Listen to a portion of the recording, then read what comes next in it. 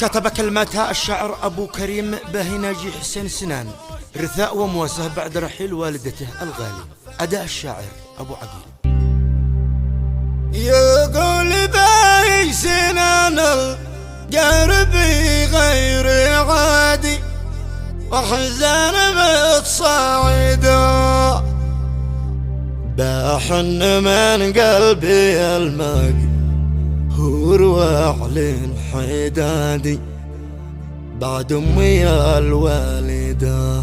حنين وابطل حيوده، الشام خاف بلادي من صدري اتنهدى.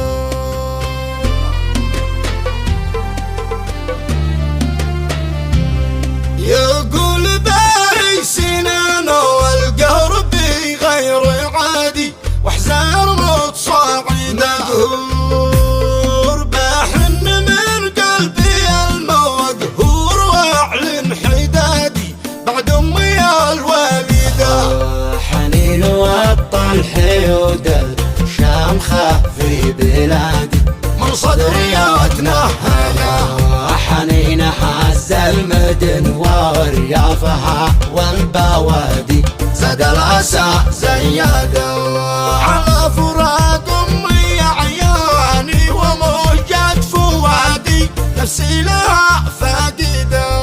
على فراق أمي يا عياني، وموجات فؤادي نفسي لها فاقدة، كانت لي الأنس والبهجة وغاية مرادي والجنة الخالدة. يا نبض قلبي فراقش هدني يا ودادي، وهد بي ورعاده، واخواني الكل بعدش ما نذوق الرقادي، دموعنا ورجا.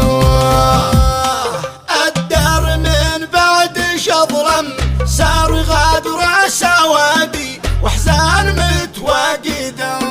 ادعي ان شاء الله يمه، ادعي ان شاء الله يمه، ما ينادي المنادي رحمات متعدده، يسكن الجنة الفردوس رب العبادي، دي كلنا نعبده،